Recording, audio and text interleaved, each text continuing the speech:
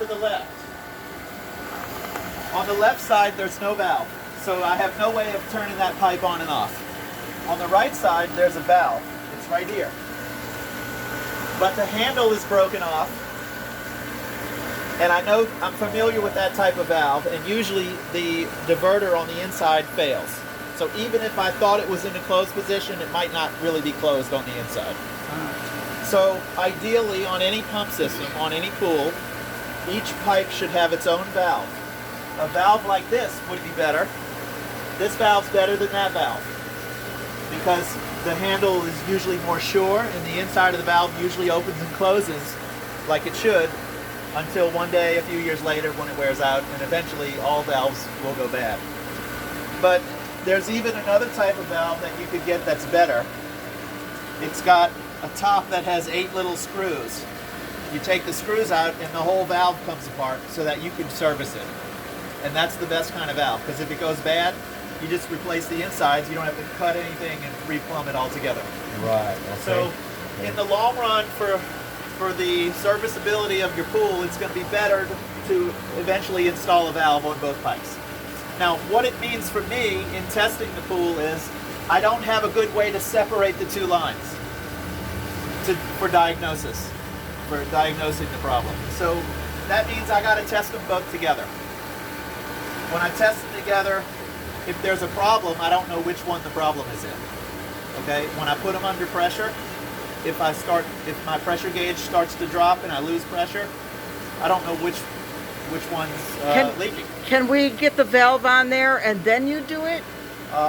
Can we get a new valve and then you come? But probably you wouldn't have time to do that today. Okay. And I'm already out here testing. Yeah. So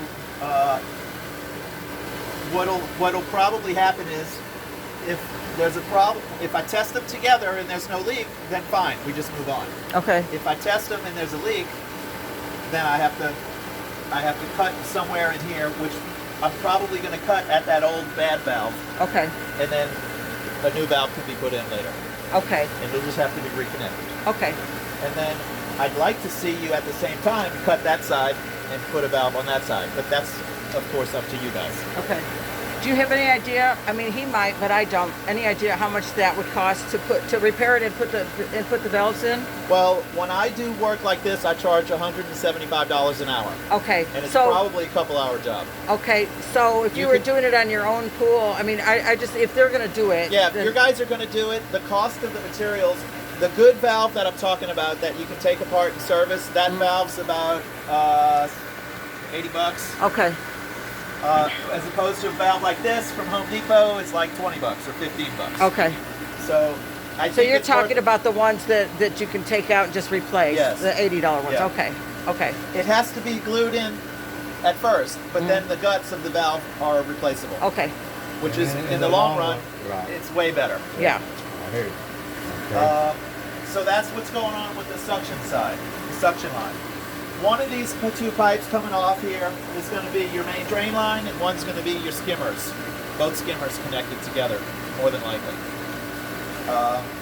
Because they're connected and I have no way to turn one off or the other off, I can't confirm which is which. Same problem. Right. So do you cut that one too, or is that a bigger issue? I mean, would you? Is that the same situation as down there, where you would have to cut one and then do whatever? If I need to determine which is which, I'd like to be able to tell you. Usually when I work on the pool, I like to label all the pipes so that you guys know what everything is. Yeah. You know, if you're going to vacuum the pool with a vacuum hose and hook it up to your skimmer, you need to be able to turn off the main drain so that you get more suction. Okay. Now you guys have that automatic robot, so you're probably not vacuuming very much. We probably all the time. Yeah, we do. Yeah. Y'all vacuum with the vacuum hose? Yeah. Yeah. No, not with the vacuum hose, just with the Polaris. With the automatic cleaner? Yeah. Yeah. Yeah. We don't ever use because like you said, it doesn't have enough suction. Right. So it really doesn't do anything. Okay, here's our guy Rick, and he's the guy that's been mostly when you responsible test for it, this. When you test it, you really can't get a good reading because you need to shut off one, usually on the other. Our guy Rick right there coming up. Yeah. Shut off one side and then test The best way to test is to test one pipe at a time. This is so Danny can If hear I all start of this testing too. multiple pipes, then now I'm testing a much bigger volume. And so the test reading, you know, I know how to read that test if I test both of them. But if it starts to leak, then we run into problems because I don't know which side's leaking. Can you briefly let him know what you just said? So on your suction, we've got one going that way, one going that way. There's a bad valve right there. I don't know which is which. One of them is going to be your main drain, and one of them is going to go to your two skimmers. Both skimmers are connected to the same pipe. The skimmer at the far end of the pool just had a plug in the line. So yeah, the line was just plugged. I took the plug out, it's sucking. Oh, wow. It doesn't suck as hard as the other skimmer. Right. Now, if I had a valve and I could turn off the main drain line, then the two skimmers would suck harder. Okay. But there's no valves. So I was recommending that, so I'll be able to test the two pipes together. If there's a leak, when I put them under pressure, if I lose pressure, I won't know which side's leaking. At that point, I'm going to have to cut so that I can get into one side and get into the other side and test them separately. okay, that one, that inch and a half goes to the under the ground. I mean, it goes to the one on the bottom. Pool. This one over here? And how do you know? Because I traced it. You traced it all the way into the pool? If I trace that one, it goes behind that wall and it goes this way. And it goes to that. Right, come on, right there. One more from that.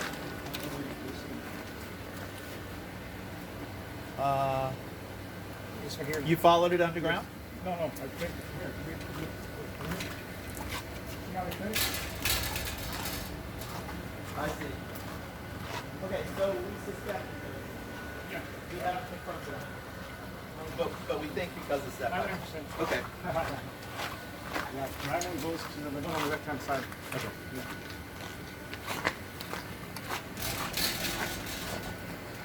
Okay, so that's going to be, It goes behind that wall. it's going to be behind the wall and then out to the side. Okay, so we think the left side's the skimmer and the right side's the main drain. Okay. See, the handle for this valve is here, Right. but the inside doesn't turn. It's stuck.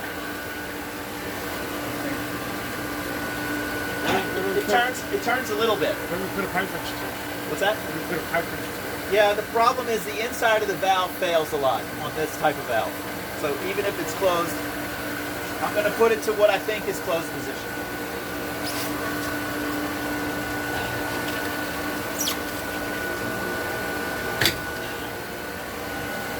Moving back on this one. See, now the handle's cracked. Normally I use a pipe wrench. So it's closed or almost closed, we think. Okay, normally he said he uses a pipe wrench to close it. So can you use that for now to do this without the handle? I think it should be fine Okay. like this. Okay. I just want to see if the skimmer is sucking. See, I can send this to Danny, and he can put it. I'll put it on YouTube, and he can watch it. They have that one going to that.